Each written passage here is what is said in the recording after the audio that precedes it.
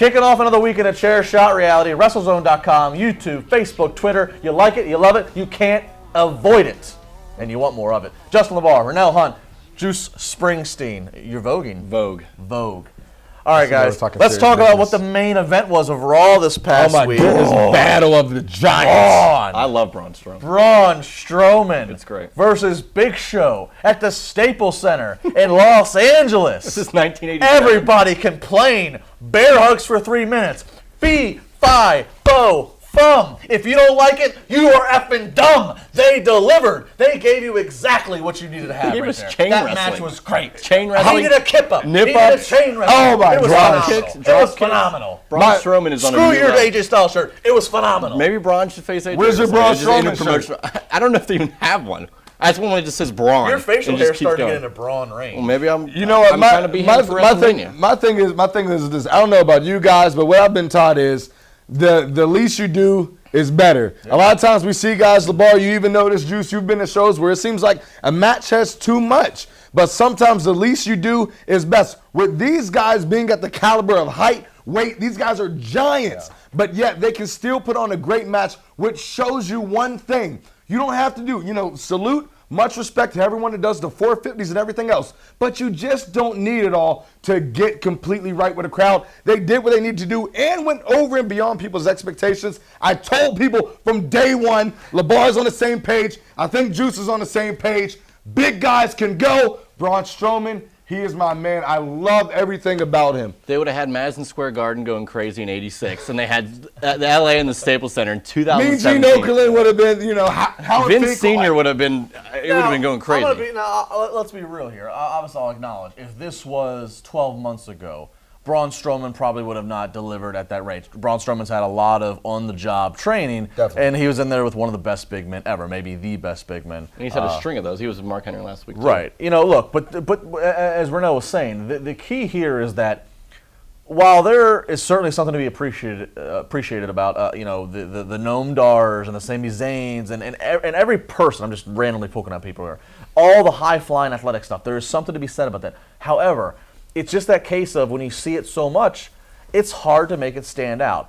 Braun Strowman has the gift of a big guy. You wonder why they pluck guys from the powerlifting world or the football world. It's because if they have the size that can't be taught and they have the athletic ability that can't be taught, they have the brain that can't be taught, and they can be taught the fundamentals. If he could be taught the ability to do a kip up and how to work it in a match, it makes everybody, it goes, wow, this is what wrestling's all about. Putting things in the right place to get the most reaction out of it, doing the least. And Braun in the ring doing nip-ups and stuff reminded me of when Big Show did it in '95 when he first came to WCW. Same type of thing, a leaner type of guy. Big Show's now even. Big Show is leaner than he's coming back now. But doing stuff like that, and it just, I think the ceiling is.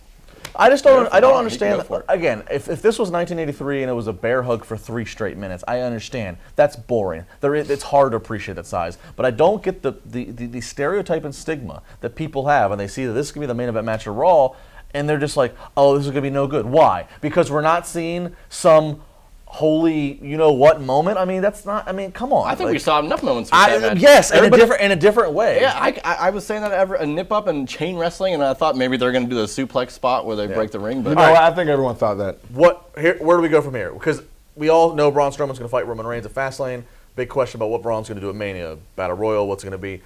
Give me some kind of booking here for Braun Strowman. He's on the stock's the highest. I'm very confused on the Braun Strowman situation for WrestleMania. I think him against Roman Reigns at Fastlane only leads to maybe Braun getting a win and Reigns not knowing what to do and Undertaker kind of going after him, because I don't think Braun Strowman. What if Taker shows up at Fastlane to make that match kind of a draw, so that way neither guy gets hurt?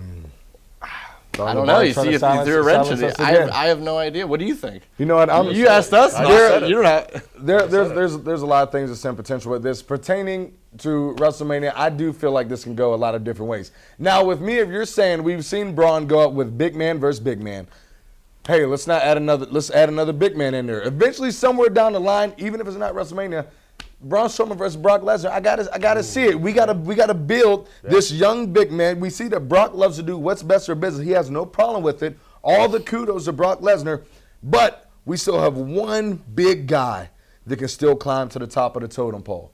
That, my man, is Braun Strowman. I'm gonna make a random booking call here. Like one random booking call. Oh, jeez. What if we were to see, Braun Strowman versus Roman Reigns Fastlane, something, whatever, win, lose, draw, whatever. Nobody's going to be harmed in that match. Roman Reigns goes on to fight Undertaker. Braun Strowman goes on and wins the Andre Battle Royal. Goldberg wins the Universal title. Goldberg goes to Mania. Goldberg gets beat by Brock Lesnar. Next night, Raw, day after Mania. Oh, yeah. Braun Strowman versus Brock Lesnar on the wouldn't mind fly. seeing that. Braun Strowman beats him. So you think And the era of Braun begins. the only spot for Braun right now is is a battle royal type thing? We don't have a definitive process of elimination. I don't know who else It's you just put him crazy against. that he's been running through people, and you would almost assume, oh, he's going to get Taker this year, but it's probably set for Roman Next Reigns. night, Brock Lesnar comes out. Paul Heyman says, "See, there's not nobody that can that can conquer And they'll this pop beast." for Braun. Yeah, that's all you got to hear. And he could beat And it's Brock. on. Brock doesn't care. And it's Braun. Pay me to go back. All you use Go is back- dinero, back- man. All you go back use to is as far dinero, as man. that. We got more to talk about. Juice and I coming up next. We're going to talk Bailey. She's still connecting. Plus Shane versus AJ. Oh, you're getting so mad, aren't you? You're getting so mad. We'll calm you down. Don't go anywhere.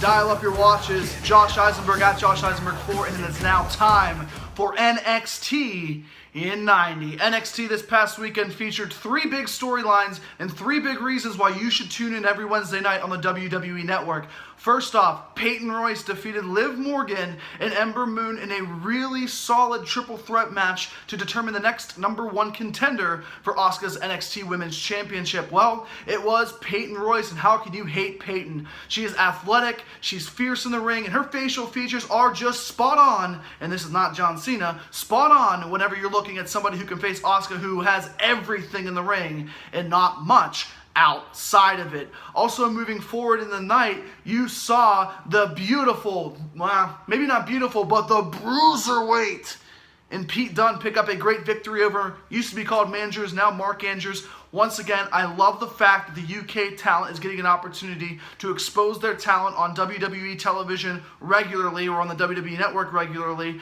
But you saw Pete Dunne, an old school guy in a new school body. He reminds you of William Regal. He looks like China, but I love Pete Dunne and his physicality over Mark Andrews picking up the victory. But the main event was Bobby Roode versus No Way Jose, No Way Jose. It didn't matter because all you need to know, Bobby Roode wins. Cassius Ohno is back in NXT. I hope that he's in the best shape of his life. I'm not sure if he is, but no doubt this guy can wrestle, and this guy gives instant credibility and another person for Bobby Roode to face in the main event status. But everybody is waiting, everybody is interested, everybody is anxious for the return of Shinsuke Nakamura. Glorious versus Strong Style Part 2 has to happen in Orlando. At Josh Eisenberg 4, Chair Shot Reality all weekend long. Coming up, I go live debate with Mr. LeBar as we break down the SmackDown Live lack of main events, and we also talk about the Demon King, Finn Balor.